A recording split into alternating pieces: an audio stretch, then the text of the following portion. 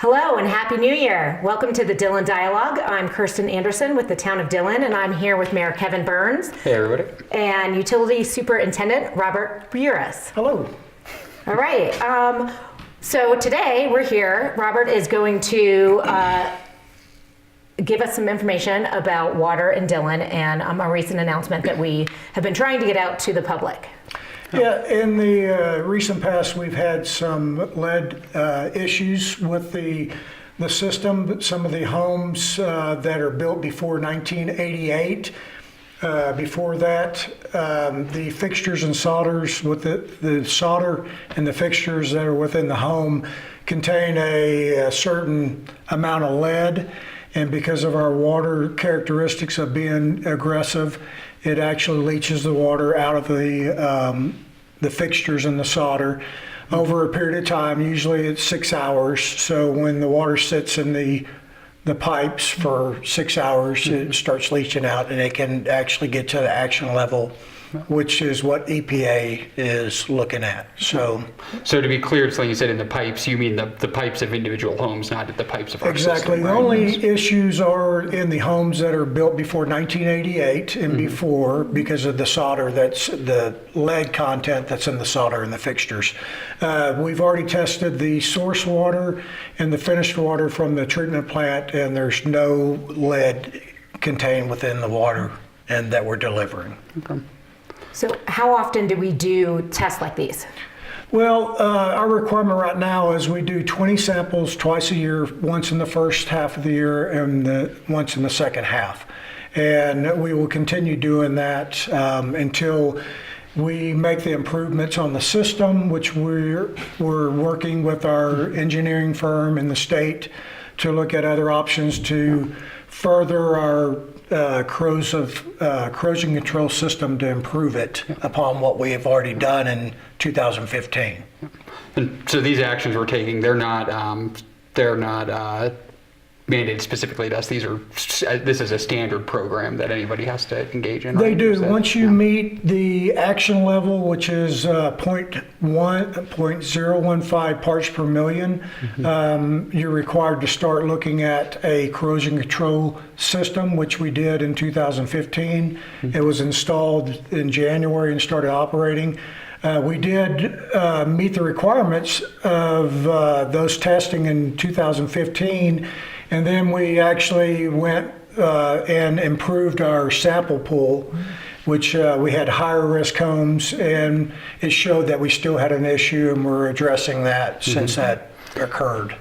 So for the handful of higher risk homes in the town, what can residents of those homes do? The easiest thing with the lead, since it sits overnight and it leaches into the water, if your home is before 1988, the easiest thing to do is actually flush the water, the cold water, in the mornings. And the good thing about being in Colorado, the water heats up in a home. So you can very easily turn on the cold water, and you can tell the temperature by hand when it changes from the water inside the home. It's warm at first, and then it becomes colder when it comes from outside. So then you know you have fresh water that hasn't been sitting within the pipes of the home for that whole night. The water's probably that much more delicious once you get it good and cold, right? It is nice and fresh from the Rockies. Yeah. So if a resident had any other, if somebody watching this was more concerned or had other questions, like what other things can they do? Who should they contact? Very easily, they can contact the water department of the town of Dillon. Our website on the townofdillon.com on the utilities page has all the information to contact the water department. It also has the information for the lead public education letter that got sent out to all the billed customers. If you haven't received that and you would like a copy, all you have to do is contact us and we can send you a copy, or you can actually pull it up on the website. And additional to that, there's also the link to the EPA about lead and water if there's more information on that. So we've sent that letter to anyone who we bill, Yes. give a water bill to. What might prevent someone from getting that letter from us? Well, if a homeowner is paying HOA dues, they would not get the bill it would be the HOA, property manager that's paying the bill. So they would not get a letter directly to them. So it's kind of the property managers that were hoping they deliver this to their, residents within that structure of homes. We have posted it at the post office and at town hall. We've met with different people that were concerned and to explain it. We were on the front page of the Summit Daily News, We were, so hopefully yeah. people caught that. And it did. I think that helped a lot because that did get the word out, and we had more people contact us about the lead in the water. And that's really the goal of us being here today, Yes. talking about it. We want people to know that this could be an issue, that there's things to do about Yes. it, and that there's resources available. There is. And there's other steps you can do other than just flushing the co-water. You can replace fixtures. That would be one step that could reduce the lead that could be in the water that sits there. And then the ultimate thing would actually be replace the whole plumbing in the home, which of course that's a lot costly. But the easiest, simplest thing is actually to flush the cold water before you consume it. Yeah. And what would homeowners be looking for if, again, they were interested in potentially replacing the fixtures? Well, nowadays everything is considered lead-free fixtures. You can't buy solder. In 1988, that's that time period where the Congress put some laws in that the lead could no longer be in the solder. It went from like 50% down to less than 1%, if I remember correctly. Yeah. So, doing fixtures now, everything is lead-free. And you can't buy, that I'm aware of, anything that would have lead in it in that nature. Okay. So.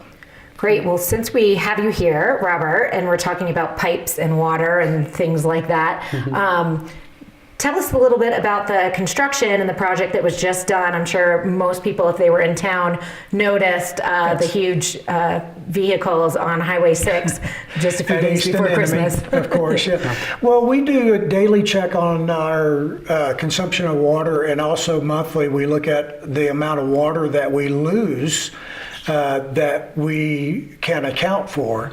And over the last couple of months, we saw an increase on it. So we actually got leak detection system out here, a company that does that for all the utilities. And we were able to pinpoint some leaks. And we actually found a leak at East and Enemy Highway 6. And we were able to make an excavation. It was really fairly deep as for most of our water lines. They're usually about 10 feet deep, and this one was about 16. So it took a little bit longer and a lot of traffic, as everybody knows, because that was a big intersection and right before Christmas. So we were able to repair the pipe. This is the second time in this location. We had another leak 6 years ago in the same location, just a different section of the pipe. And we noticed that the pipe is going to need to be replaced in the future, and that's what the plans are. We're looking at actually replacing the line and bringing it up to 10 feet and running it directly over the other line before CDOT does their repaving, what I understand, in May. So we're going to be looking at something in April. How old is the existing pipe?